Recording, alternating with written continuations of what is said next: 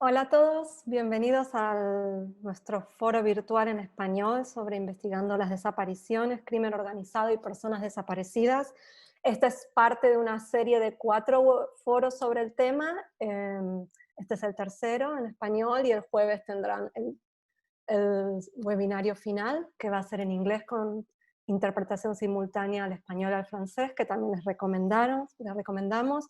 Mi nombre es Gabriela Manuli, yo soy la subdirectora de la Red Global de Periodismo de Investigación, GIJM por sus siglas en inglés, y estamos organizando este webinario en alianza con el Fondo Resiliencia de la Iniciativa Global contra el Crimen Organizado Transnacional.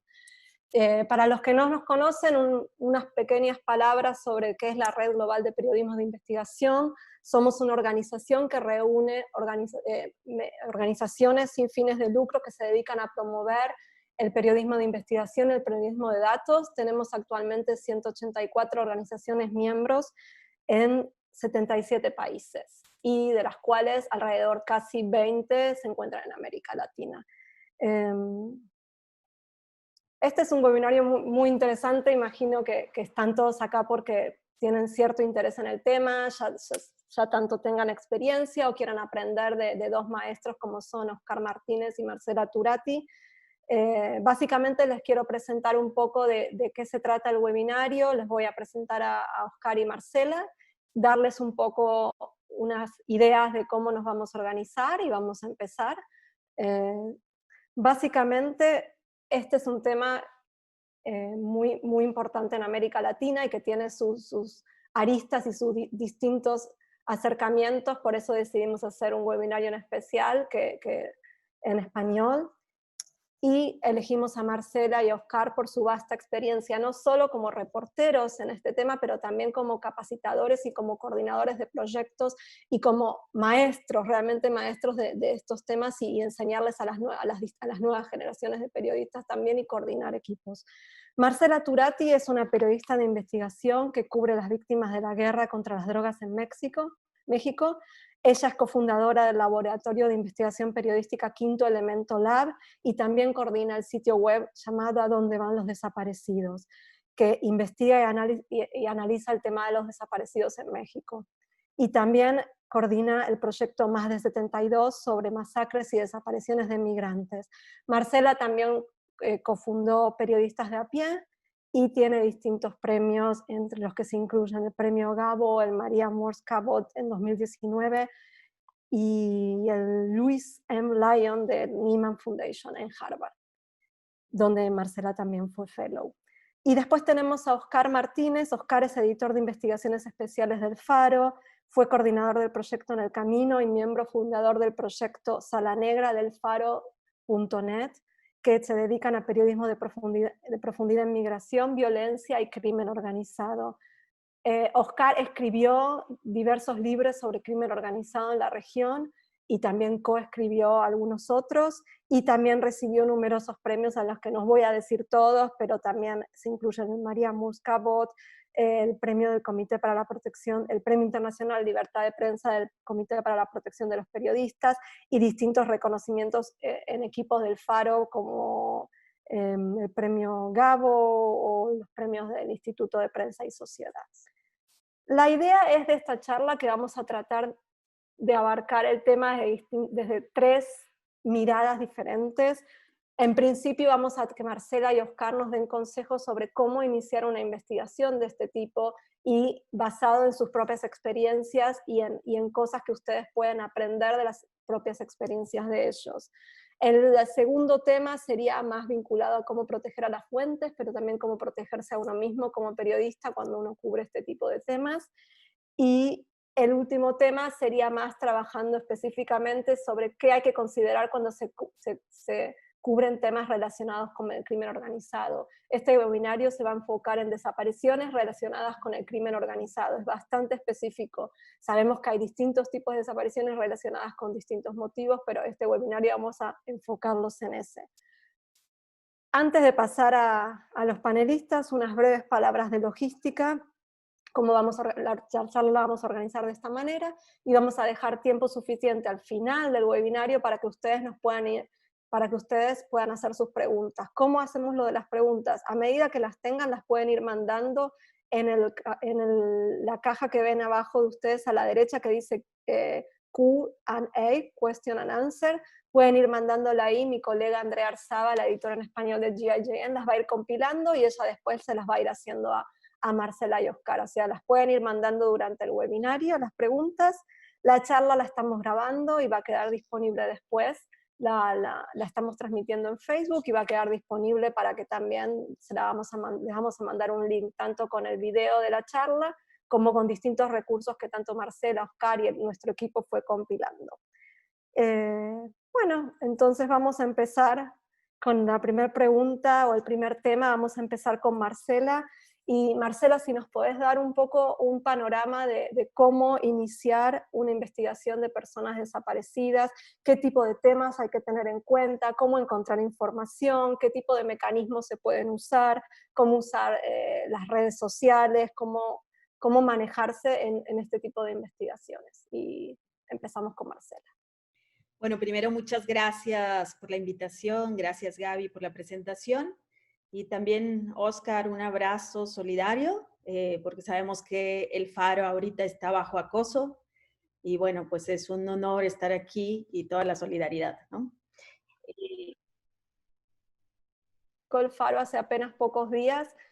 Oscar, si querés decir algunas palabras sobre la investigación para que la gente sepa, porque es de suma actualidad. Agradezco las palabras de Marcela, las tuyas. Sí, el Faro está bajo ataque desde Hacienda, bajo seguimiento, bajo intervenciones a las comunicaciones, y todo esto no empezó, pero se ha intensificado desde que hace una semana publicamos la investigación que demuestra cómo el gobierno actual lleva más de un año negociando con la Mara Salvatrucha 13 para lograr reducción de homicidios. Solo digo una cosa más. Ahora mismo el ataque está bastante centrado en el Faro, pero durante el más de un año que lleva este gobierno, no se trata de un ataque al Faro, sino a la prensa independiente de El Salvador. Con eso le dejo continuar el conversatorio. Gracias. Bueno, pues, primero que nada quería decir que investigar desapariciones de personas es muy difícil, ¿no? Es como decía alguna vez algún corresponsal extranjero que estaba en México. En México tenemos más de 75,000 personas desaparecidas, la mayoría en los últimos 14 años, y todos los días desaparecen personas. Decía él, es como rastrear fantasmas. Es como que no tienes que ir encontrando pistas e ir juntando pistas de dónde pudo haber pasado, o sea, por dónde pudo haber pasado a alguien. Y a algunas personas se les va la vida en ello y puede que nunca encuentren. Y yo creo, lo primero es decir, es difícil decir que vamos a encontrar como periodistas, que vamos a encontrar a alguien, pero lo que sí hacemos constantemente es aportar datos para el contexto y aportar pistas y recabarlas. Y eso es muy importante para la verdad y para en un futuro, si hay justicia, nosotros dar las pistas, las pruebas, no sé, devolverle la identidad a alguien o decir, por lo menos, o sea, los últimos rastros que hay. También otra cosa que quiero decir es este crimen, que es un crimen y una violación de derechos humanos, y es un crimen permanente porque es una tortura para las familias, para las comunidades, hasta que no se encuentre a la persona desaparecida. Involucra muchas emociones, involucra, y siempre lo más importante para mí es el tema de cuidar a las víctimas, ¿no? Y hay que tener un especial sentido de aproximación, hay que aprender a aproximarse a las familiares, a los sobrevivientes no sé, de alguna captura masiva. Y la otra cosa, sí, también que quiero decir es, para esto se tiene que trabajar en red, ¿no? Porque estamos investigando a redes que se dedican a esto, ¿no? Se trabaja en equipo generalmente o se busca ayuda de expertos, porque tenemos que aprender muchas disciplinas y después voy a ir abordando eso. Y bueno, pues en nuestro continente sabemos de las desapariciones, especialmente pues de los 70s, de los 80s, de las llamadas guerras sucias, donde sabíamos o se había la intuición de que el gobierno se los llevó y de que las personas desaparecidas, detenidas desaparecidas, estaban en cárceles de militares, en bases de la Marina. Eso pasó en México, eso pasó, bueno, en Sudamérica, eso pasó en muchos de nuestros países. Ahora las causas son múltiples, los actores son múltiples, ahora es muy difícil dar una receta y decir, así se investigan las desapariciones. Todo depende de, no sé, de hacerse preguntas de cuándo fue desaparecida la persona, a quién se desapareció, dónde y quién pudo haber sido. Y también tenemos que preguntarnos para qué lo querrían, por qué lo querrían, porque hay muchas causas. Ahora buscamos, o en México se busca a personas desaparecidas en fosas, se les busca en redes de trata, ¿no? Se les busca en prisiones, ¿no? Se les busca, no sé, en campos de trabajo forzado, en casas de seguridad, donde los grupos criminales tienen a personas detenidas y entonces hay múltiples, no sé, múltiples rutas, múltiples caminos, múltiples métodos, ¿no? Y esto va cambiando con el tiempo. Y rápidamente, solo, bueno, pues les comparto algunas de los métodos que he visto que otros colegas aplican, que he aplicado, que me parecen fundamentales para cuando acaba de desaparecer alguien, qué se puede hacer, ¿no? Esto, bueno, yo co-coordino con otras compañeras el proyecto web A Dónde Van los Desaparecidos. Y lo que les decía es, tenemos que entender el territorio, tenemos que ver quién controla, dónde, qué otras desapariciones han ocurrido en la zona o qué otros tipos de crímenes que también tenemos que saber, y esto es bien importante, estos no se hacen generalmente, no sé si ya lo compartí, sí. No, todavía no vemos la pantalla. Sí. Este tipo de delitos no los comete únicamente el crimen organizado solito, ¿no? ¿Ya la ven? Sí. Este es el sitio web. Esta generalmente es una combinación de actores y yo podría asegurar por los años que tengo de experiencia, por lo menos en el caso mexicano, que siempre hay complicidades, si no es que está directamente relacionado los presidentes municipales, las fuerzas de seguridad, policías, las mismas fiscalías que deberían de investigar las desapariciones. Incluso en México las madres con hijos desaparecidos dicen no quieren buscar a nuestros hijos porque saben que ellos se van a encontrar, ¿no? Están los militares, las rutas por las que se llevan a las personas, generalmente para tener una ruta, y de eso seguro va a hablar Oscar, pues se requiere protección, ¿no? Entonces tenemos que tener el máximo posible de datos, de información, de qué operan, de qué megaproyectos hay en la zona, de quiénes son los actores principales y de qué ha pasado. Yo digo las principales informantes, pero hay que cuidarlos mucho, son las familias de personas desaparecidas.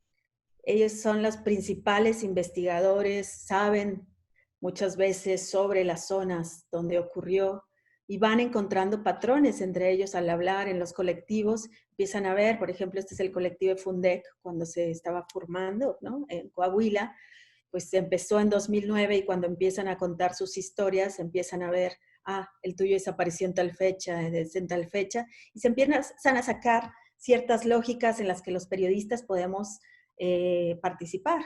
Se necesita obviamente tener Excel, ir armando los casos, ir viendo qué relación tienen, en dónde fue, ver, por ejemplo, en los casos de Fundec, pues eran mucho de policías municipales, ¿no? Que después pues, supieron que trabajaban y eran parte del grupo de los Zetas, o que desaparecían en ciertas carreteras, en las casetas.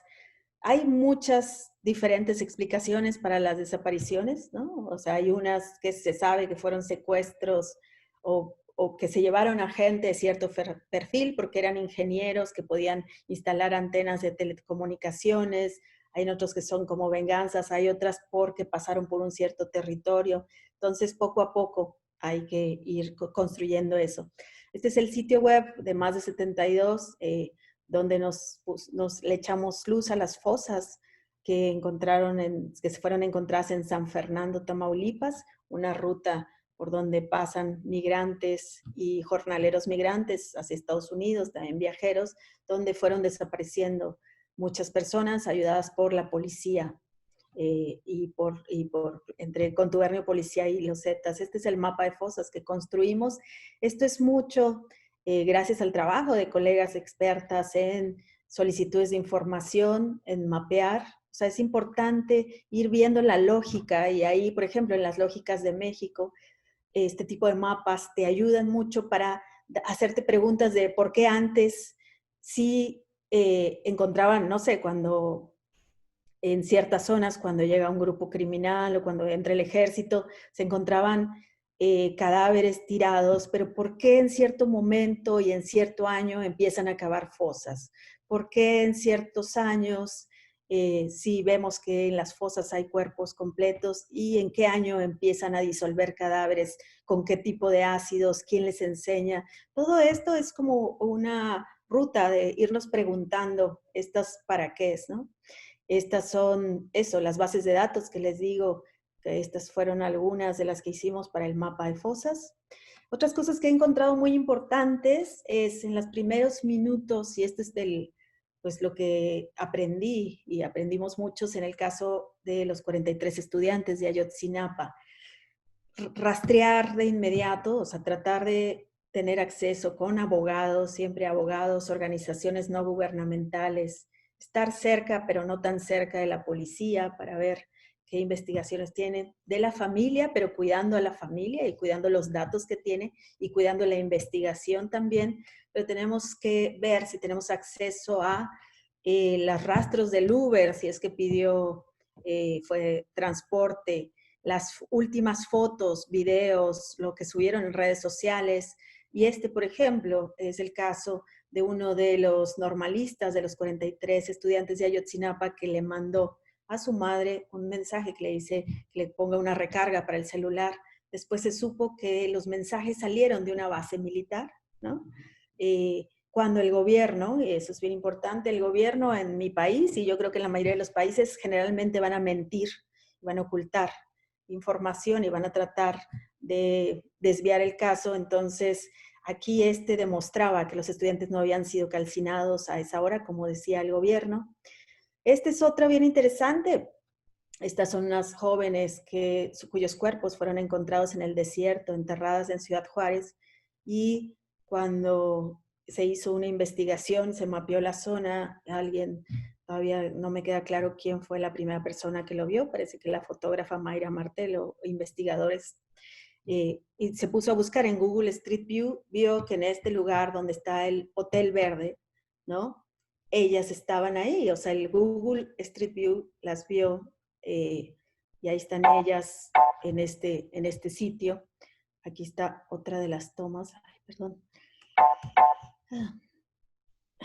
Bueno, aquí está otra de las tomas. Ya por algún rato se atoró. Bueno, también pues imágenes satelitales, el equipo argentino de antropología forense. Bueno, esta es otra de las tomas. Aquí está una de las chicas que después su cuerpo fue encontrado.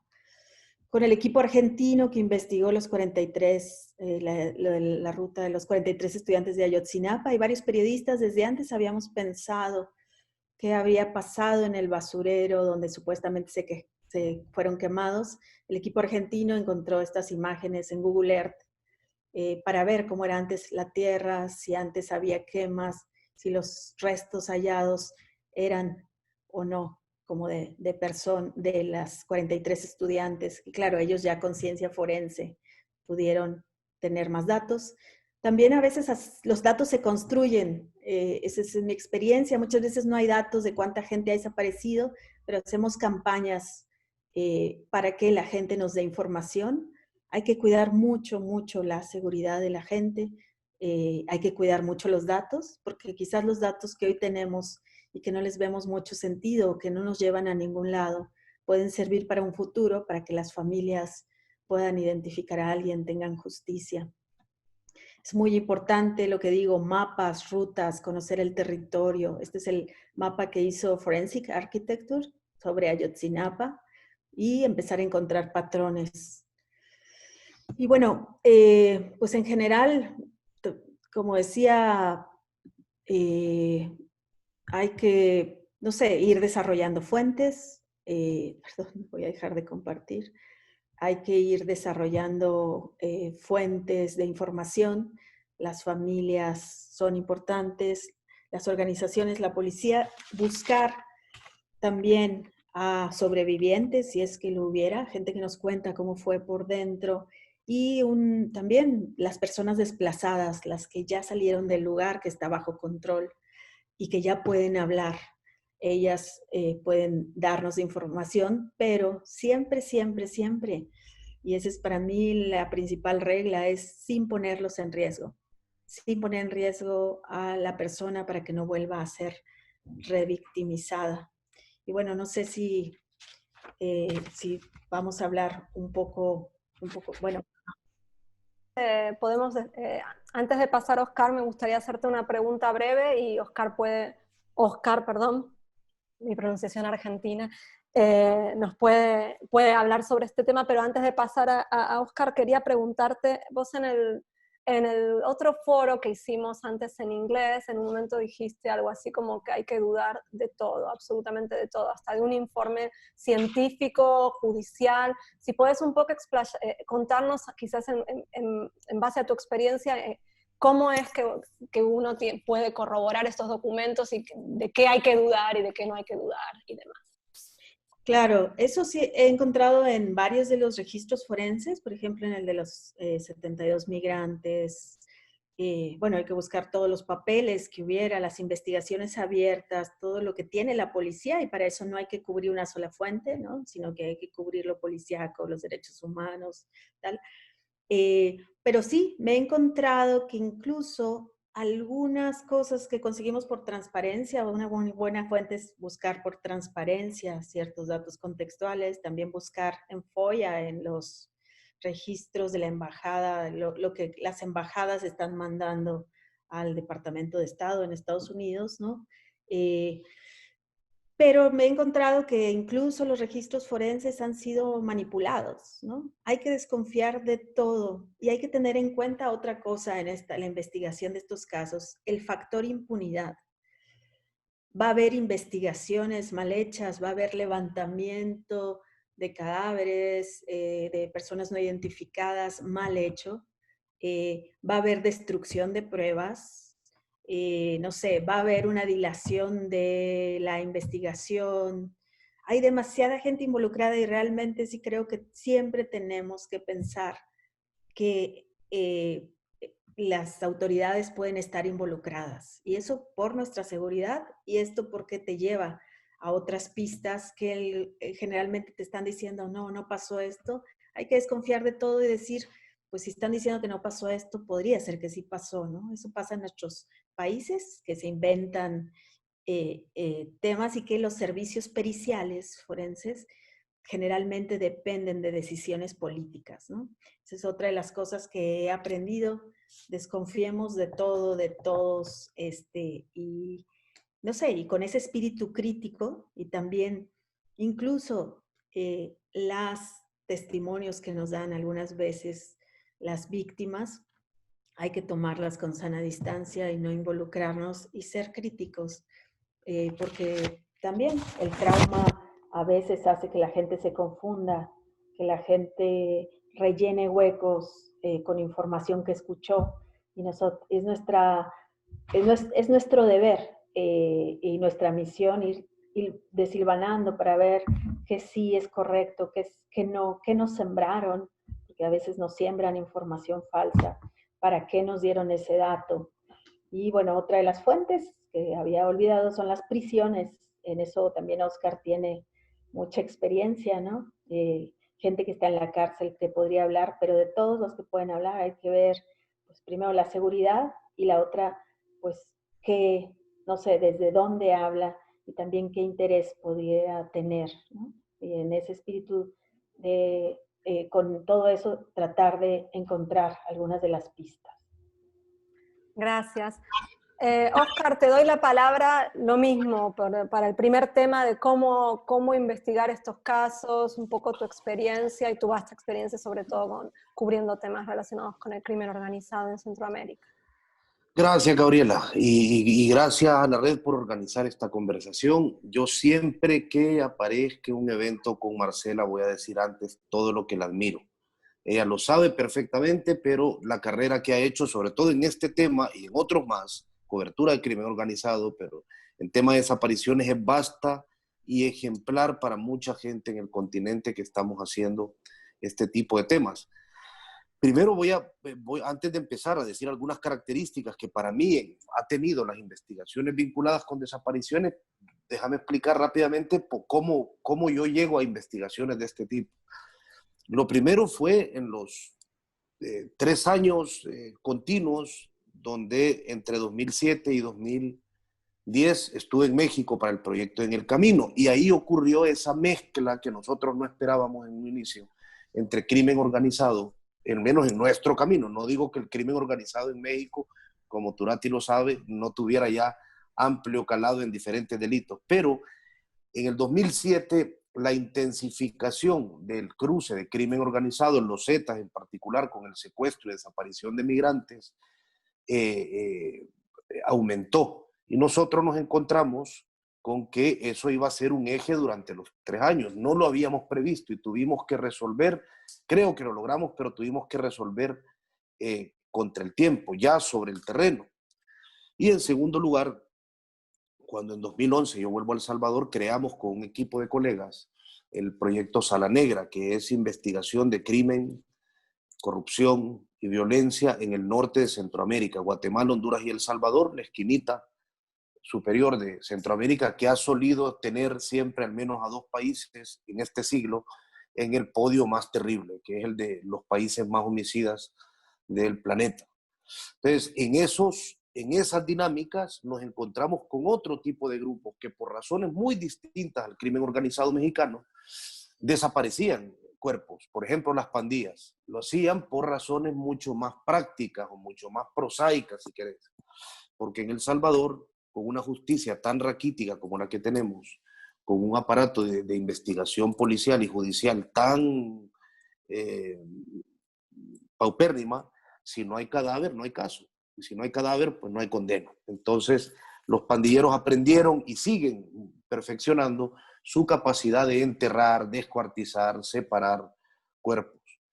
Y eso fue parte y sigue siendo parte de muchas de las investigaciones que hemos llevado a cabo en el Faro. Para mí algunos puntos que Marcela ya apuntó y a mí me interesa o me queda más bien continuar elaborándolos o continuar aportando a ellos. Número uno, y Marcela ya lo dijo, sin ninguna duda, si hay un tipo de investigación periodística donde se demuestra la insuficiencia de la versión oficial, es en este tema. La versión oficial es insuficiente. El reportero, o sobre todo el medio, porque normalmente los reporteros que van solo a conferencias de prensa son víctimas de su medio, que solo les permite ir a conferencias de prensa. No te vas a enterar de nada valioso acerca de desaparición de migrantes en una conferencia del Instituto Nacional de Migración Mexicano. Muy difícilmente te vas a enterar de datos concluyentes. Puede ser importante, puede ser algo que te encaje, pero algo concluyente sobre desaparición de personas en México en la conferencia de un gobernador. Las instituciones públicas, el aparato del Estado, usualmente en aquellas investigaciones de desapariciones a las que yo me he enfrentado y creo que otras personas lo han hecho, tratan usualmente de hacer 3 cosas. La primera es el silencio. Si logran que de eso no se hable o si no se ven obligados a responder al respecto, no lo hacen. Y yo pongo un caso que sigue siendo doloroso recordar, cuando yo tuve que estar en Altar, Sonora, espérate, pasa un jet. ahora es el Día de la Patria en El Salvador, entonces van a pasar varios de estos, lo siento. Cuando yo estuve en Altar, Sonora, en septiembre de 2008 septiembre de 2007, perdón, desaparecieron cerca de 300 migrantes en un rancho. El cura Prisciliano Peraza del pueblo fue a intentar recuperar y recuperó a 120. Del resto nunca supimos qué pasó.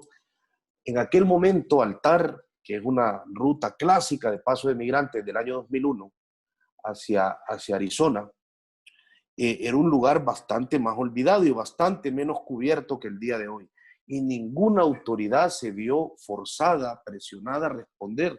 A día de hoy nadie ha hablado ni dicho nada sobre la desaparición de 180 migrantes en un pueblo fronterizo que tiene poco más de 8,000 habitantes. Es decir, si logran callarse, se callarán. Y para lograr que los gobiernos cínicos hablen, siempre es necesario tener, uno, la posibilidad de preguntarles, y dos, la seguridad para poder preguntarles. En un entorno como el de Altar actuar era muy difícil, y tres, las pruebas contundentes para preguntarles.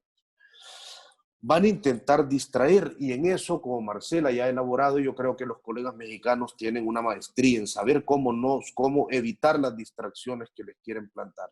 Ayotzinapa fue un caso ejemplificante para poder darnos cuenta cómo intentan distraer, poner la mirada de los reporteros en otro lado, sembrar pruebas, como lo ha dicho Turati, buscar un recodo en el camino por donde sacarte y llevarte hacia otro lado, desviarte. Si te quieren en el basurero de Cocula, van a intentar que estés en el basurero de Cocula.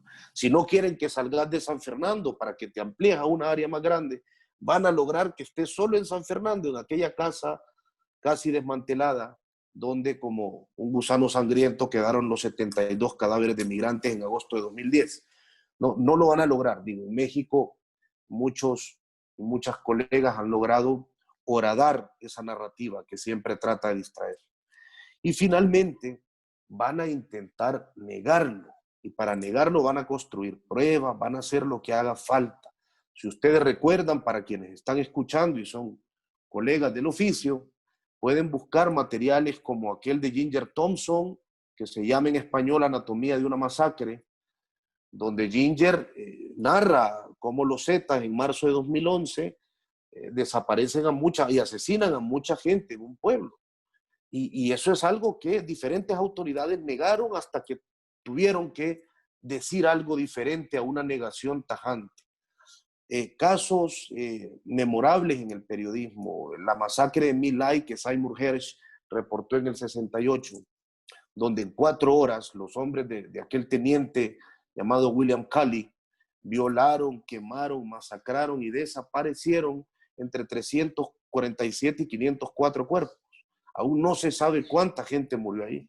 Eso fue negado por un aparato estatal que en ese momento tenía el poder de, aunque fuera condenado el segundo teniente Calley, perdonarle eso y que solo estuviera 3 años en la cárcel. Es decir, el poder de la negación de un gobierno o de un aparato estatal cuando se descubre este tipo de casos va a ser brutal, y el periodista y su medio deben estar preparados para resistir con pruebas, con contundencia, con estrategia de difusión ese embate, porque en el peor de los casos, como repito, no van a callarse o no van a distraer, van a negar, y la línea entre que nieguen y te ataquen es muy ligera. Número 2, yo creo que si hay un tipo de investigación donde la voz de las víctimas, de sus familiares, de los sobrevivientes es indispensable, es en este tipo de investigaciones. Es decir, si hay un momento en el que los testigos de primera mano, la gente que más tendrá que contarte muy probablemente puede calificarse como víctima de esa circunstancia, es en este caso. Yo recuerdo, varío un poco porque me pareció un caso muy emblemático para hablarlo, no es exactamente desaparición, es una masacre que publicamos en el año 2015, donde con todas sus pruebas forenses y con todo su montaje de la escena, la policía trató de convencer a este país de que en la finca San Blas, en una finca cafetalera, había ocurrido un enfrentamiento entre 8 pandilleros de la Mara Salvatrucha y el Grupo de Reacción Especial de la Policía Nacional Civil de El Salvador. Ahí quedaron desparramados 8 cuerpos, entre ellos el de ese muchacho que ven en pantalla, Denis, de 20 años, que era simplemente un empleado de la finca, que era víctima de los pandilleros que se habían tomado la finca. También quedó el cuerpo de Sonia, una muchacha de 16 años que murió de un solo disparo que después de quebrarle los dientes le quitó la vida. Nosotros obtuvimos prueba forense, nosotros obtuvimos fotografías publicadas en las redes sociales por los policías que habían participado en el evento y que movían las armas de los cadáveres. Nosotros hablamos con más de 10 personas del entorno de las víctimas, conseguimos diferentes pruebas fotográficas, conseguimos los mapas y reportes que inspecciones oculares de la policía había hecho y todo apuntaba a que eso había sido una masacre. Pero lo que nos hizo concluir que esas personas no debían ser enterradas como personas que murieron combatiendo, sino como personas que fueron víctimas de una matanza, fue el testimonio de una mujer, Consuelo Hernández, la mamá de Denis, una mujer de 46 años, que trabajaba en fincas de café, a pesar de que le faltaba un brazo. Entonces, ella fue la que nos convenció y nos aportó pruebas que hicieron que todo ese masacote, como decimos en El Salvador, de información que teníamos fuera verosímil y tuviera una historia y tuviera horas que ella pudo verificar porque ella escuchó toda la masacre. Pocas veces necesitamos tanto a esas personas. Pocas veces el compromiso de acercarse a una víctima requiere tanto cuidado, como Marcela ya lo ha mencionado. Requiere honestidad brutal. Yo siempre he creído que el periodista que se acerque a una persona que tiene familiares desaparecidos o que ha sobrevivido a una desaparición y le prometa resolver su caso es un charlatán. El periodismo no hace necesariamente, no es nuestra función, ni tenemos esa capacidad ni esa posibilidad de promesa. Si ocurre, qué bien, puede ser una consecuencia colateral de tu trabajo, pero no es lo que haces. Y en segundo lugar, para mí es muy complicado y es necesario hacerlo, esto se lo recuerdo a todos los colegas, Marcela también ya lo mencionó, dudar de la versión de las víctimas. Yo recuerdo, lo diré brevemente para mencionar los últimos 2 puntos que quiero mencionar. Yo recuerdo cuando Bertila, la madre de uno de los cadáveres que aparecieron en las fosas de Cadereyte, en México, negaba que ese cuerpo que le querían devolver era su hijo. Y construyó toda una narrativa en su cabeza para contar con horas diferentes porque ese no era su hijo. Ese era su hijo. No, es un hecho. Nosotros era concluyente, hablamos con los forenses, organizaciones de derechos humanos que la acompañaron, concluyeron lo mismo, pero su proceso de duelo no le permitía a ella reconocer que ese cadáver era el de Charlie. Y hubo que hacer algo porque no se podía incluir una versión falsa periodísticamente. Ella había construido una narrativa que era importante mencionar, pero te enfrentas a ese tipo de dilema. Es decir, entrevistar a una víctima, con esto cierro este punto, no es encender la grabadora. Eso no es un oficio periodístico entrevistando a absolutamente nadie. La necesidad de los malos, entre comillas, es muy importante en las investigaciones de este tipo. Marcela mencionaba hablar con gente en prisiones, tener fuentes adentro de las organizaciones criminales que te filtren información, tener la capacidad como periodista de construir fuentes dentro de la policía corrupta, por ejemplo. Tener la capacidad de tener fuentes que te avisen que se está modificando una escena, como nos ocurrió a nosotros en San Blas. Tener, si vas a cubrir a las pandillas, pandilleros que te cuenten, como ya nos ha ocurrido en investigaciones, dónde dejaron algunos cuerpos, dónde enterraban cadáveres, que es algo que solo ellos y su grupo saben. Yo recuerdo cómo en algún momento, uno de los malos relativos, yo construí un texto que se titula El Salvador es un buen lugar para matar, donde yo pretendía demostrar cómo El Salvador, con toda su impunidad y su sistema de justicia, que es más bien una maquinaria a la que no le funcionan muchas tuercas, era un buen lugar para cometer un homicidio, porque solo tenías la posibilidad de 1 a 10 para que eso se judicializara. y vos tuvieras una posibilidad de llegar a prisión si sos un asesino. Entonces, en ese caso, una de mis mejores fuentes era uno de los malos de la película. Un fiscal, es el 15 de septiembre, no puedo evitar, un fiscal ineficaz, es decir, el encargado de resolver estos delitos que todos vemos como el victimario. Y yo seguía a ese fiscal que tenía que encontrar personas desaparecidas, que abrir fosas clandestinas.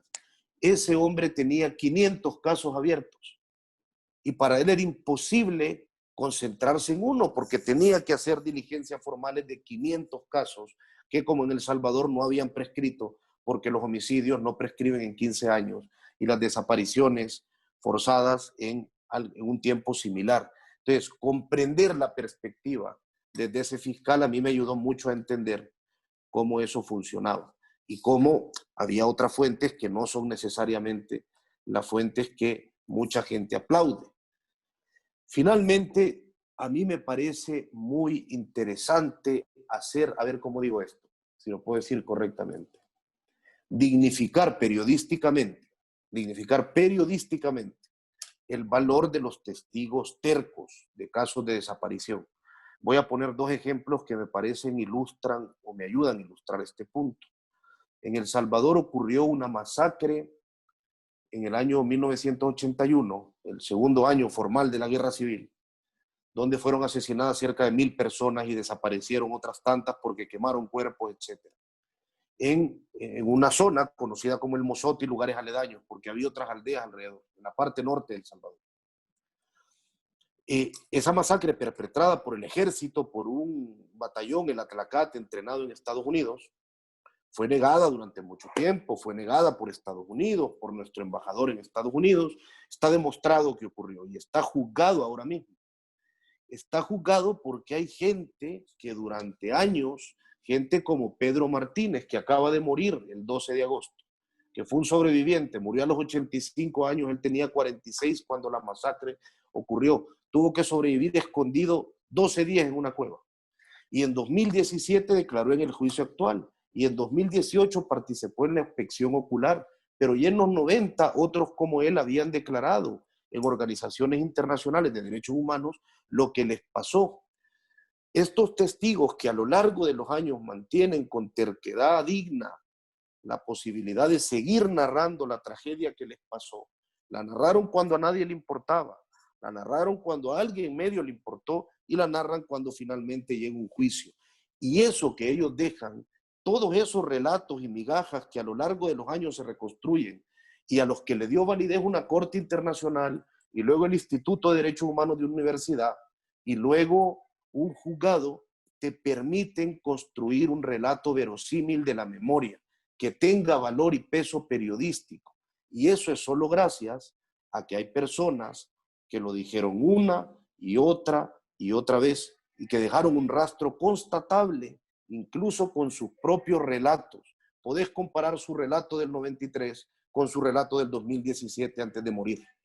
Y eso es muy valioso si un periodista o una periodista se toman el tiempo de recabarlo, de dignificar, de tomarse el tiempo de darle el valor a toda esa tosudez de las víctimas. Con eso termino esta primera participación antes de que sigan en los aires celebrando. Igual se escucha bien cuando celebran, no te preocupes. Vamos a reestructurar un poco por una cuestión de tiempo, porque como dije, quiero dejar suficiente tiempo para las preguntas, entonces vamos a mover al segundo tema, que era cómo protegerse a uno mismo y a las fuentes, y cualquier otra cosa que les quede en el tintero. Y en realidad querría empezar de vuelta por Oscar, porque lo que te quería preguntar, no solo cómo protegerse a uno mismo.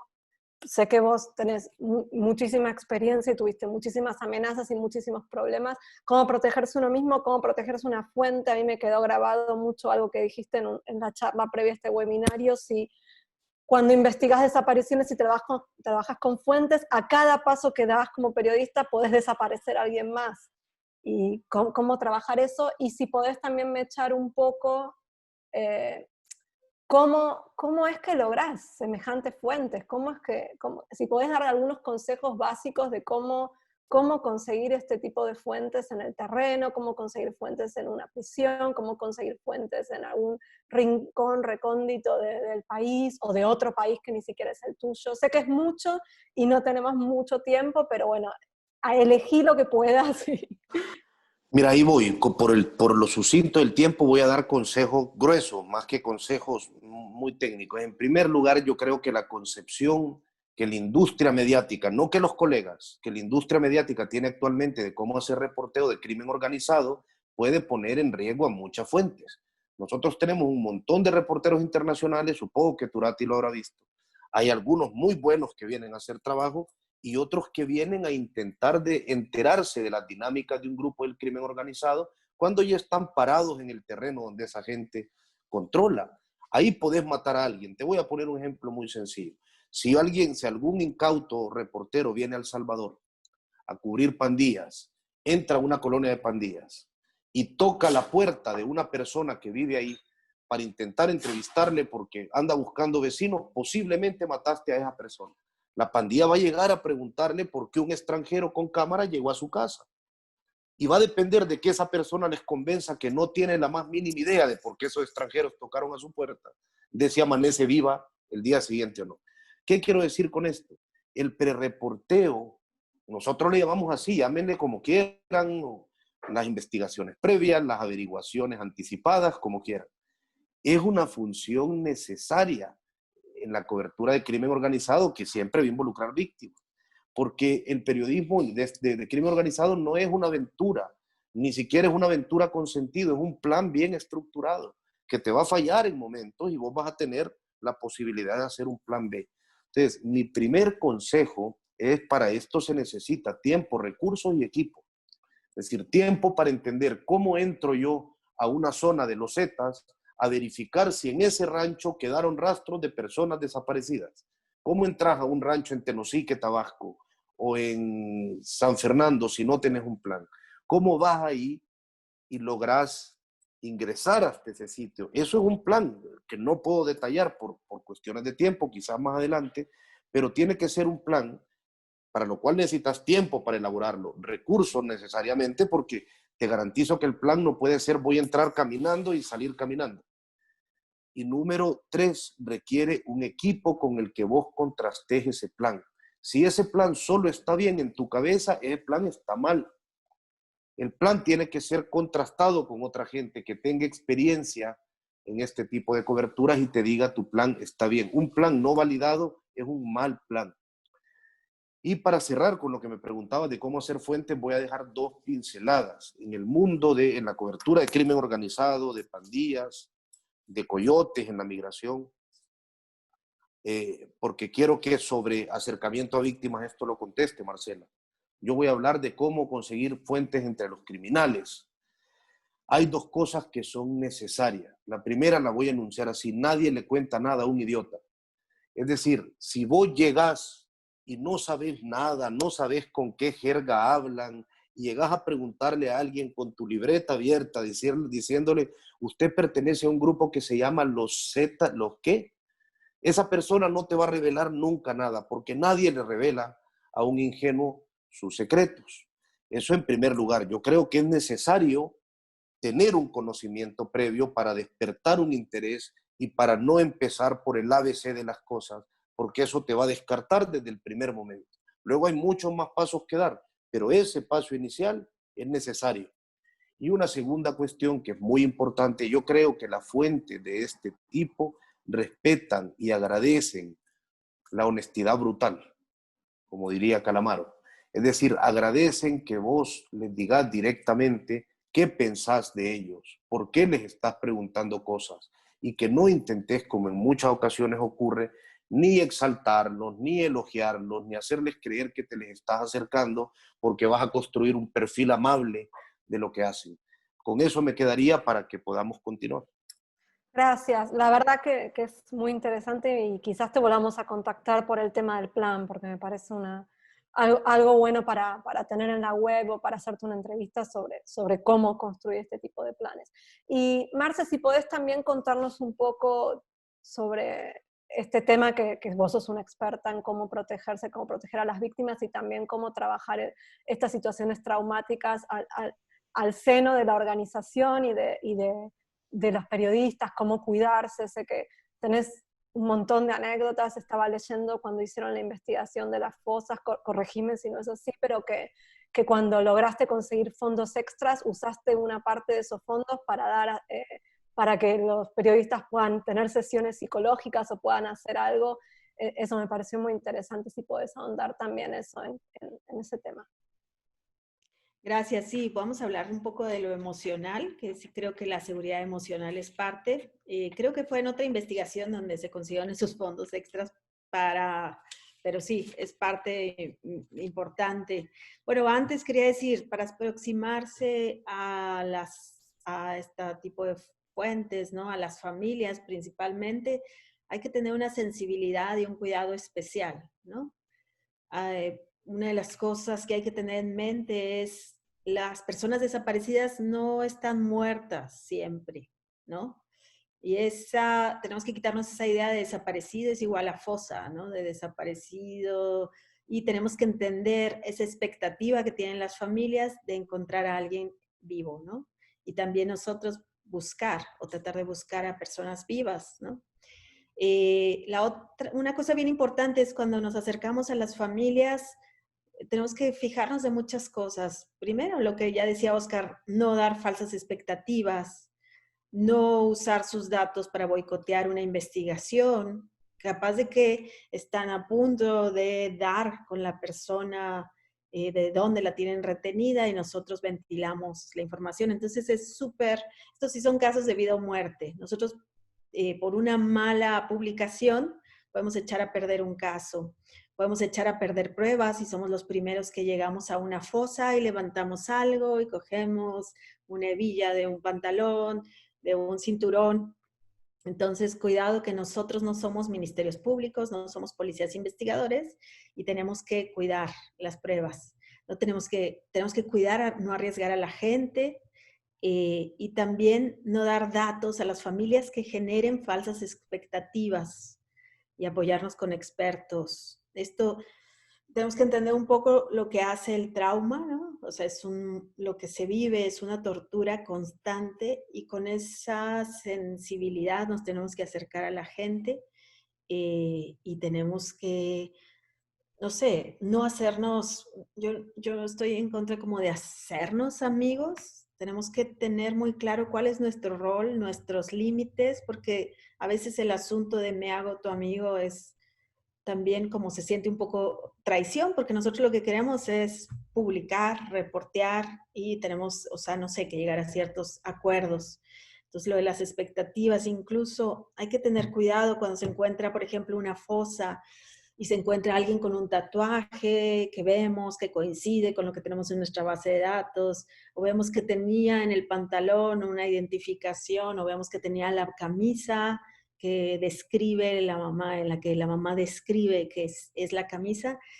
Hay que tener cuidado con dar esa noticia hasta que no haya una completa verificación genética o por otro método, ya que en ciertos casos, cuando hay grupos de gente cautiva, es muy fácil que se cambien de ropa. Es muy fácil que uno a otro le dé su identificación, que si alguien muere, el otro tome su ropa, sus tenis. Entonces, o que haya tatuajes similares, ¿no? Entonces, bueno, eso es como cosas que tenemos que cuidar mucho. Tenemos que ir aprendiendo cómo acercarnos a las personas para no revictimizarlas.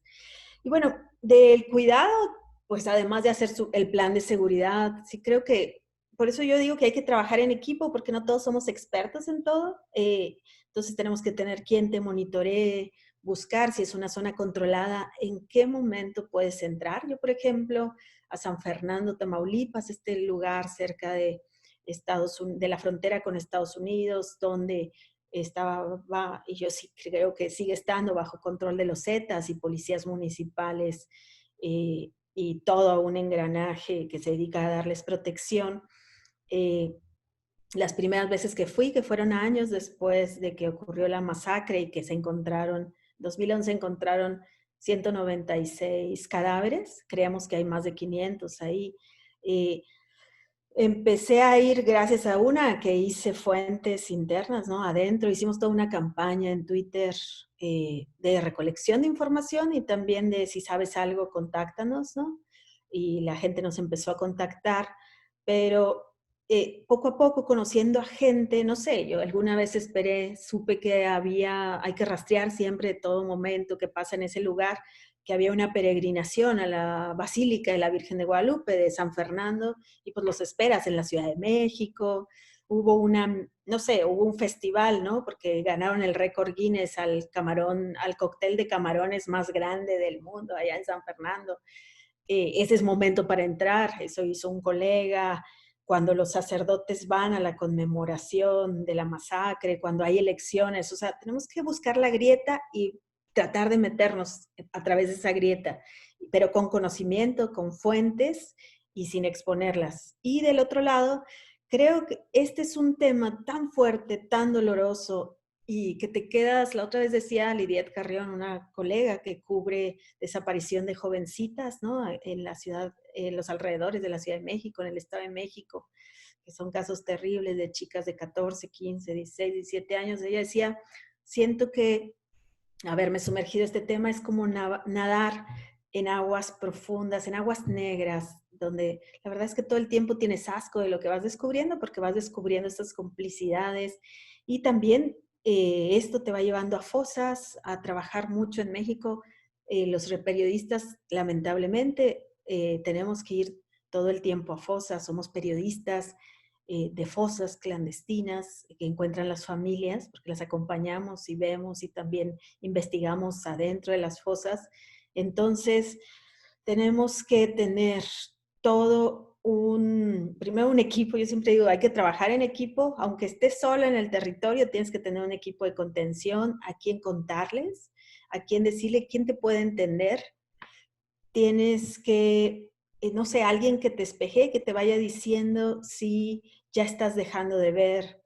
También algo bien importante es trabajar con los roles. ¿Cuál es tu rol en esto? Tú no eres el salvador de las familias, tú no eres parte de los colectivos. ¿Cuáles son tus límites, no? ¿Qué vas a hacer? ¿Vas a ir a meterte al municipio y vas a tratar de buscar a los zetas y entrevistarlos? ¿Vas a buscar a alguien en la cárcel?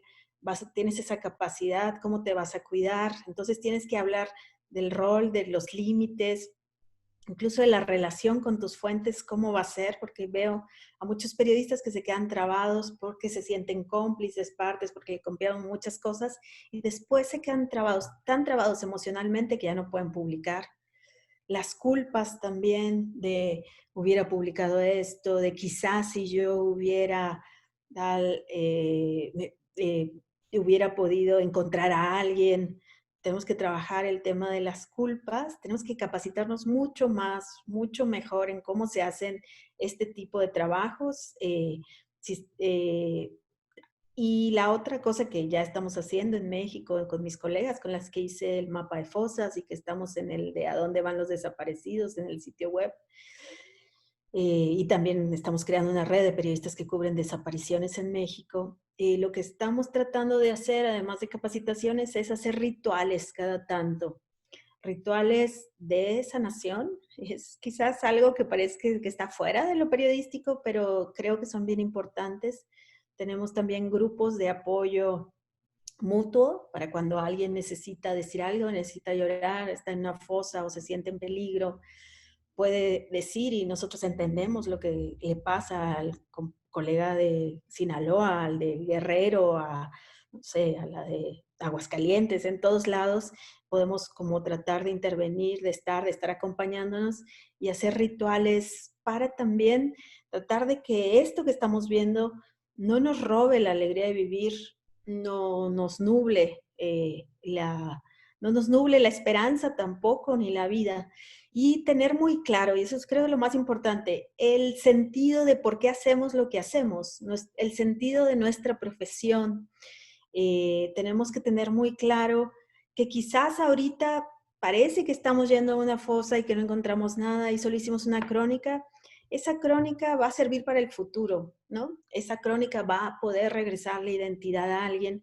Y yo creo fervientemente que el trabajo de los periodistas en estos momentos es como los de una comisión de la verdad en tiempo real, que cuando haya justicia, nosotros documentamos estos casos, nosotros traemos a la luz ciertos hechos ya cotejados, documentados, ciertas evidencias, y que tenemos que creer que para un futuro esto puede ayudar a alguna familia a que su ser querido regrese y sea enterrado junto a ellos, o que sepan dónde, no sé, quizás regrese con vida. Me ha tocado ver gente y tengo testimonios de gente que estuvo cautivo en campos de trabajo forzado, porque esa es otra, ¿no? O sea, tenemos que ver eso, los mecanismos y para qué se llevan a la gente, si la llevan a trabajo forzado, por dónde pasa las economías de esto, o si es para sembrar terror, o para qué es una desaparición, si es para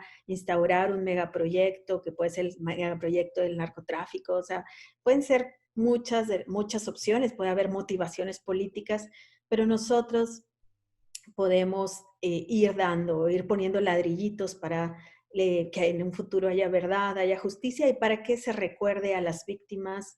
Nosotros, esta es parte de lo que tenemos que hacer, ayudar a pasar a la gente de la confusión a la complejidad, porque una desaparición es algo que no se entiende, eh, revelar los mecanismos de impunidad que permiten que esto ocurra y hacer este relato de la memoria y recordar a las víctimas. Muchas gracias, Marcela. Súper, súper movilizante lo que decís, y para mí siempre es interesante cuando contás esto de los rituales de sanación, y me parecen ideas súper importantes y creativas. Voy a invitar a mi colega Andrea Arzaba, nuestra editora en español de la Red Global de Periodismo de Investigación, vamos a ver cuánto podemos. Imagino que quizás una ronda de preguntas o 2 rondas de preguntas, así que Andrea, elegí algunas que quizás se repitan o que sean cosas que quizás no hemos hablado durante la charla para dar una nueva información, y trataremos, dentro de todo, de las otras preguntas que no se puedan responder, de mandar información mañana o demás. Muchas gracias, Gaby. Y bueno, gracias a todos los que hicieron preguntas. Tenemos excelentes preguntas, va a ser difícil elegir. Así que voy a comenzar. Hay un tema en común que son familiares y fuentes. Entonces voy a leer 4 preguntas. Una, ¿cómo discernir entre la difusión de estos casos y al mismo tiempo mantener la información para no poner en peligro a familias y a testigos? La segunda, ¿cómo debe ser ese primer acercamiento con los familiares para pedirles ser fuente de información y al mismo tiempo mostrar respeto y protegerlas? La tercera, que es un poco parecida, ¿cómo mantener el vínculo con los familiares cuando estos no confían en la justicia y no ven al periodismo como una vía para ellos para obtener pistas o información de sus familiares? Y por último, ¿qué mecanismos recomiendan para la atención a familiares de desaparecidas, personas desaparecidas? Facilito, 4 preguntas. Respondan lo que puedan y en el orden que quieran. ¿Querés empezar vos, Oscar, o Marcela? Vaya, yo aporto un par de cosas rápidas para que Marcela profundice. Yo sé que no es con esa intención, no estoy atacando la pregunta, solo que me sirve para puntualizar algo. Nunca son estos casos, cada caso es muy particular. A la hora de acercarte a familiares, en un caso de desaparición, si bien va a haber guías similares que podés aplicar, cada caso tiene que ser una evaluación completamente distinta. Por si la persona vive en una zona de riesgo, si el solo hecho de acercarte le puede generar esto. Incluso nosotros en algunos casos tuvimos, esto es muy complicado de meterse, que discernir si lo mejor es que un hombre se les acercara. Porque, por ejemplo, era un lugar donde todas habían sido víctimas de agresión sexual, todas eran menores y habían sido víctimas de agresión sexual por hombres. Entonces, eso complejizaba las cosas. Había gente que temía con la sola presencia de alguien. Estoy hablando en general de víctimas, no solo de casos de desaparición. Es decir, estos casos, la generalización no aplica. Cada uno de los casos merece un diseño particular. Y agrego algo para otra pregunta que hacían, preguntaban cómo se convence, cómo se les acerca, de qué forma se genera que esta gente que desconfía de las autoridades pueda confiar en uno. Ginger Thompson decía en una clase que yo escuché de ella en Nueva York, tómense el tiempo, explíquense con detenimiento, si es necesario que ustedes a esa fuente para probidad le muestren los artículos que han hecho, se sienten a tomar varios cafés para que estas personas entiendan, no para timarles, para que entiendan qué haces, cómo lo haces y por qué estás ahí. Muchas de estas personas nunca habían tenido el acercamiento de un periodista y tienen un montón de preguntas en la cabeza y es normal y hay que contestárselas. Entonces, mi respuesta a eso es, tómense el tiempo, explíquense, no menosprecien a las fuentes creyendo que no les interesará leer, que no les interesará que ustedes incluso les impriman, si no tienen acceso a internet con facilidad, algo que publicaron en su sitio, si es que son digitales. Si esa persona entiende, y lo entienden, que vos vas a inmiscuirte en las profundidades de su vida, le va a interesar saber quién sos y por qué lo haces. Marcela. Gracias. Esto de cómo acercarnos, cómo convencerlas. Yo creo que se les convence con el trabajo que hicimos, con el trabajo que hacemos. Igual si alguien no quiere hablar, en un futuro se puede convencer de hablar leyendo lo que ya hicimos, ¿no? Hay que pensar cuando nos acercamos que las familias de una persona desaparecida han pasado antes por un proceso de tortura, desde la criminalización de las autoridades, de que se les llaman locos, de que las mismas familiares o gente cercana se alejó, de que no logran entender qué pasó. También muchas veces que están atados por el miedo, ¿no? Por el miedo a que les desaparezcan a otra persona, por el miedo de que los maten, porque esa es otra de las cosas que tenemos pendientes, las desapariciones a las personas desaparecidas, a los buscadores de personas desaparecidas, es real, pasa, ¿no? Desaparecen a quien busca. Y ya han pasado generalmente extorsionadores, hay gente que les dio pistas falsas, y llega un periodista, como seguramente llegaron muchos otros antes, y ahí sí cargamos con la culpa gremial. Se hace muy mal trabajo generalmente, y se publican cosas que no se deberían de publicar, crónicas que estigmatizan, que revictimizan, y lo que tenemos que hacer es mostrar que nosotros somos diferentes, hablar del sentido de nuestra investigación. Yo quiero hacer esta porque me parece que el caso de su hija refleja esa búsqueda de justicia, o el caso de su hija forma parte de un patrón de, no sé, de desapariciones en Ciudad Juárez, en la misma calle, en las mismas zonas, y creo que es importante para poner esta pieza. Hay que tener total claridad de si vamos a buscar a las contrapartes, de qué tamaño va a ser el reportaje, o sea, no sé, hay que realmente saber qué queremos, para qué, y insistir y estar sin ser, o sea, sin obligar a que nos dé la entrevista. Se convence eso cuando vean nuestro trabajo. Y ahora, esto de cómo protegerlas, qué tanto difundir, cómo darles atención, hay que cuidar mucho, y ahí sí creo, y yo confieso, yo llevo 20 años cubriendo desaparición de personas, o sea, he tenido periodos, yo cubrí las de la Guerra Sucia, y en México cuando a partir de la guerra, llamada Guerra contra las Drogas, de 2006, se desató esta crisis humanitaria de las desapariciones, que son miles de personas desaparecidas.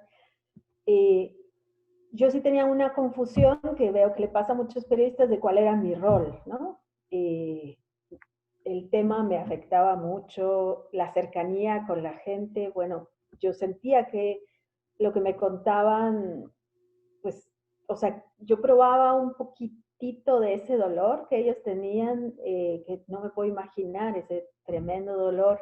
Y también pues empecé a sufrir como efectos de estar viendo y yendo a fosas y hablando de testimonios tan horrorosos, sintiéndome culpables. Y yo conocí a un reportero que es que te sientes culpable porque no entrevistas a alguien o no publicas una entrevista para proteger a la persona y la matan, ¿no? Y o sea, tengo amigos que han entrevistado al último sobreviviente y eso tenemos que evitar y que lo maten, ¿no? O sea, que maten a la única persona que tenía los datos.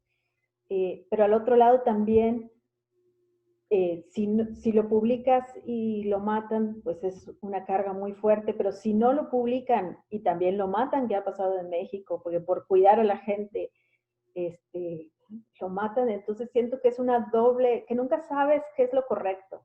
Por eso siempre tienes que tener un grupo con quien puedas platicar estas cosas. Tienes que vincular a estas personas con organizaciones que los puedan proteger.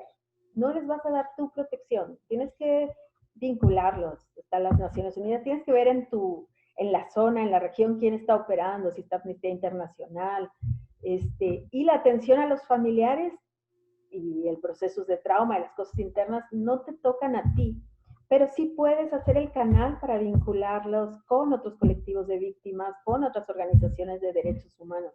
Conozco muchos reporteros quemados, ¿no? Emocionalmente, como a mí me pasó en algún tiempo, por cargarte esta relación, por cargarte como el rol de salvador.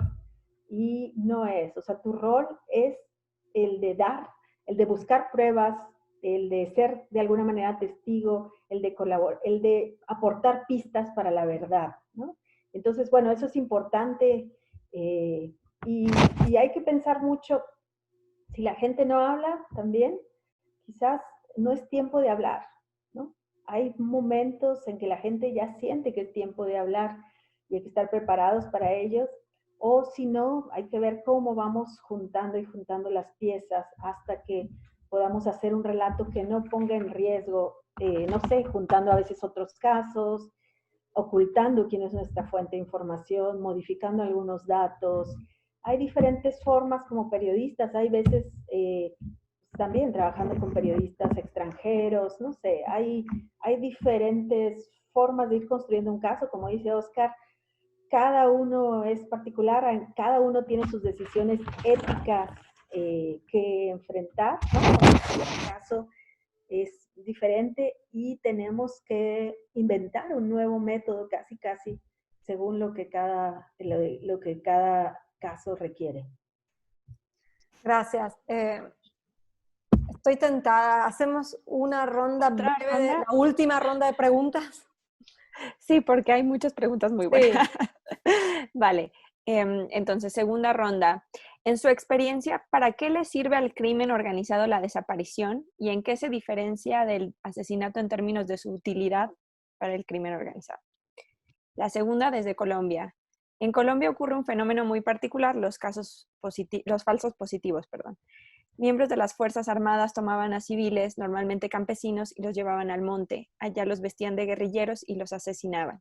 Mi duda es, ¿cómo hacer para investigar este tipo de desapariciones donde no hay fosas? De hecho, los cuerpos eran llevados a la morgue bajo otros nombres para posteriormente ser destruidos.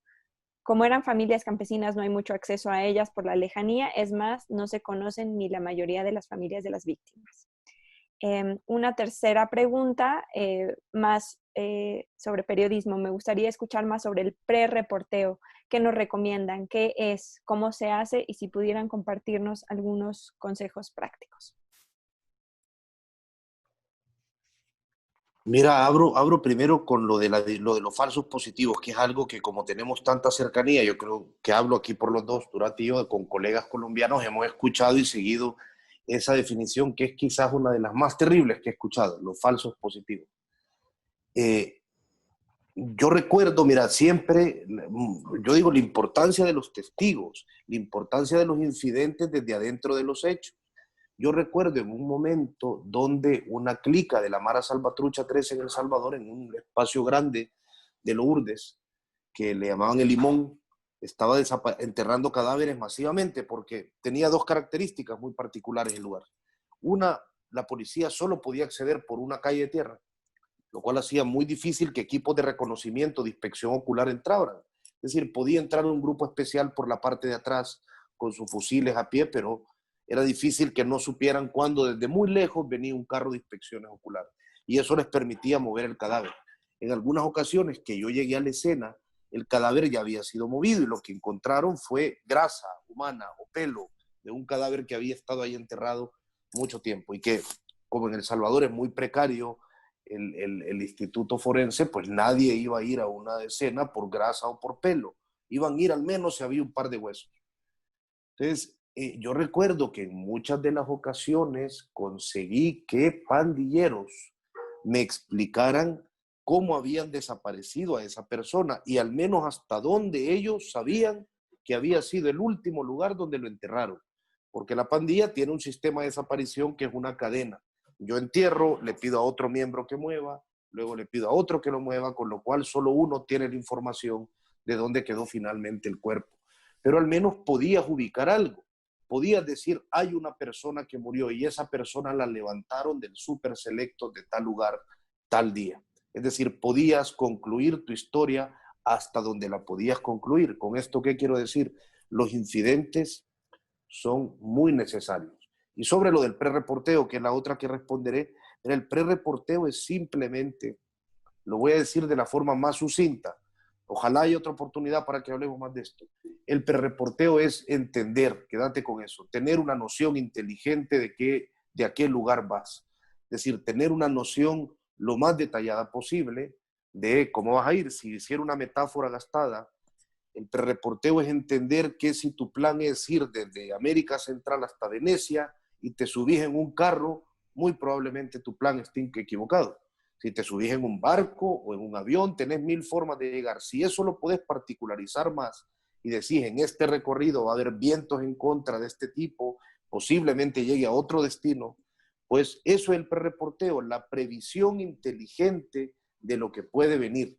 ¿Cómo se logra? Leyendo, hablando con colegas, metiéndote horas en internet, estando prendido del teléfono, llamando a curas, organizaciones civiles, colegas que han ido, gente famosa de esos lugares, políticos.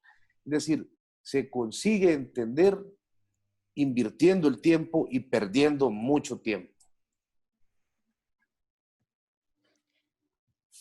Bueno, pues gracias. Yo sigo con las otras preguntas. Cuando empezamos a hablar de desapariciones, hay que empezar a plantearnos muchas preguntas, como decía al principio, y una de ellas es, ¿por qué antes exponían los cadáveres y los tiraban a la vía pública y por qué ahora las desaparecen?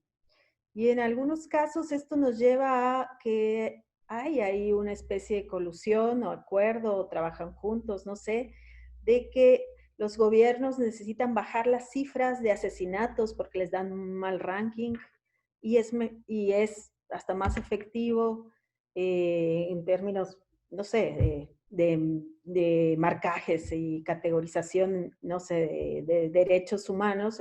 Ya no tienen a la ONU diciendo que, no sé, que hay muchos asesinatos en México, pues no sé, se le pide, a veces hay acuerdos con las bandas sobre desaparecer personas o las mismas autoridades desaparecen a la gente que ha sido encontrada en la vía pública y la ocultan, ¿no?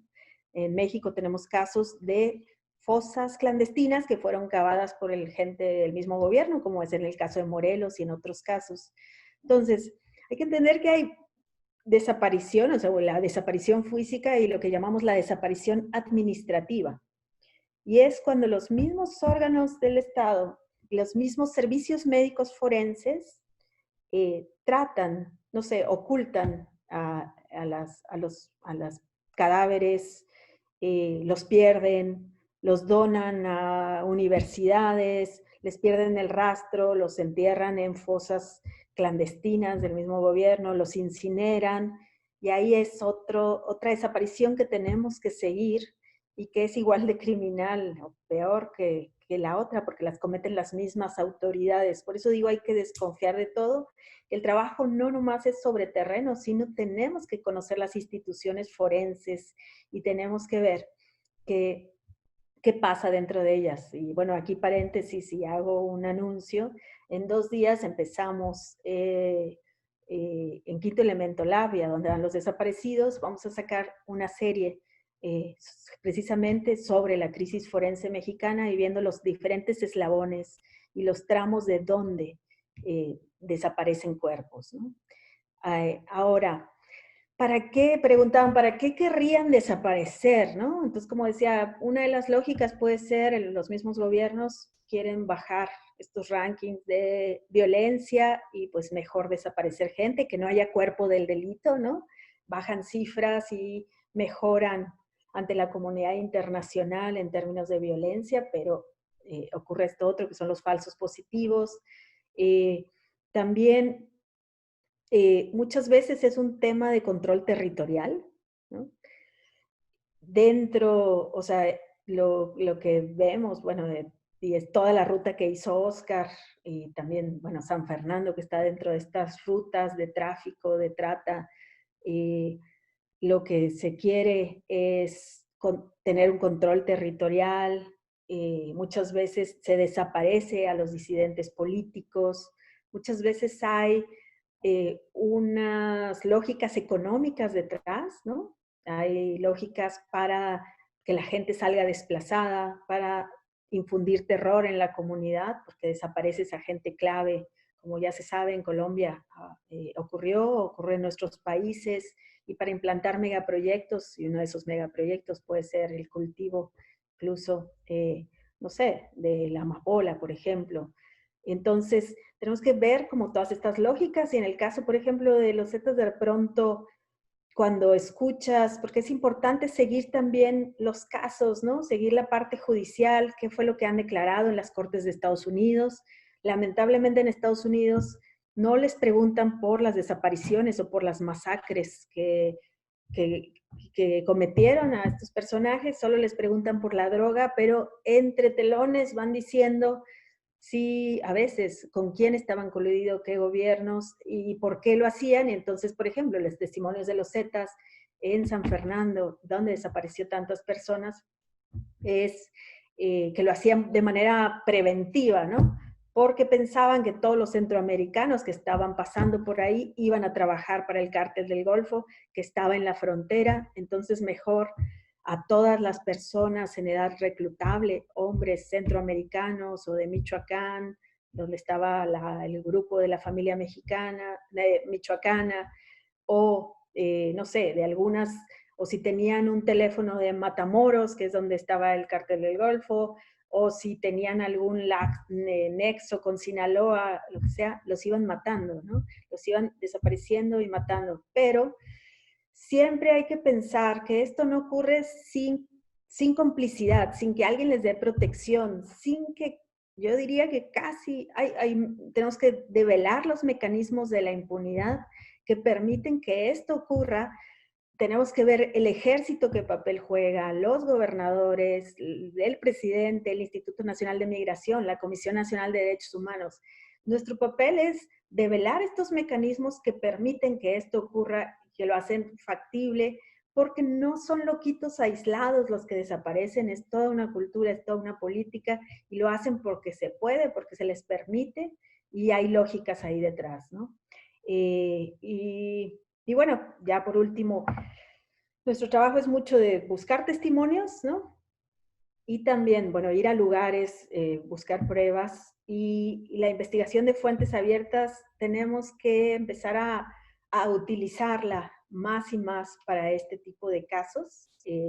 Tenemos que empezar todo esto que dicen periodismo de sensor, cámaras de seguridad, o sea, tener todavía cada vez más claridad. Hay cada vez más gente que graba, hay cámaras que graban, tenemos que usar todo lo que se pueda tecnológico para buscar información, también para resguardarla y para protegernos nosotros, y proteger la investigación y proteger principalmente a las víctimas y a la gente que nos está confiando su testimonio. Gracias Marcela, gracias Oscar, la verdad hicieron un trabajo increíble hablando, tomaron un montón de temas. Antes de despedirnos me gustaría invitar a Siria Gastelum del Fondo de Resiliencia para que nos cuente un poco del proyecto y para que ustedes sepan, porque es algo interesante que les puede servir a muchos de los participantes. Gracias Gaby, Marcela, Oscar, mi respeto y admiración para su trabajo y también mi solidaridad para el Faro. Gracias también a todos los participantes a nombre del Fondo Resiliencia de la Iniciativa Global contra el Crimen Organizado Transnacional Fundado en el 2019, el fondo nace para otorgar becas a actores de la sociedad civil que desafían al crimen organizado y construyen resiliencia en sus comunidades. A la fecha hemos otorgado más de 40 becas alrededor del mundo a individuos y organizaciones que trabajan para desafiar al crimen organizado. Apoyamos, por ejemplo, a medios de comunicación que investigan el crimen organizado, colectivos de familiares de desaparecidos, programas que trabajan con jóvenes en situación de calle o con familias de personas privadas de la libertad, grupos diferentes que tienen en común este compromiso con la construcción de paz. Y el año pasado lanzamos el primer fellowship para apoyar a individuos, periodistas y activistas en torno a un tema y así activar la colaboración en torno a este tema, que sea algo que pase a nivel global, pero también con impacto local, y pues qué mejor tema que las desapariciones relacionadas al crimen organizado, y elegimos este tema pues porque pasa en todo el mundo y tiene este profundo impacto. Y esta serie de webinarios nació con el objetivo de ofrecer más herramientas a periodistas y activistas, porque creemos que compartir estas experiencias locales pueden unir esta historia global, y si quieren saber más pueden ir a nuestro website resilience.globalinitiative.net. Y otra vez muchas gracias a todos. Bueno, con esto cerramos. Mil gracias, la verdad, por este webinario. Tenemos muchísimos participantes que se quedaron del principio al final, lo que atestigua que realmente es un tema que los atrapó. Sé que quedaron muchas preguntas. Haremos lo mejor desde la Red Global de Periodismo de Investigación para compartir recursos y seguir con estos temas. Y como les dije, el jueves tenemos otro webinario que va a ser en inglés, pero con interpretación simultánea, así que espero encontrar a muchos de ustedes ese día de nuevo. Gracias Marcela, gracias Oscar y gracias todo el equipo que trabajó en bambalinas para organizar un foro virtual que es mucho trabajo también. Así que gracias a todos. Muchas gracias. Que tengan un buen día. Gracias.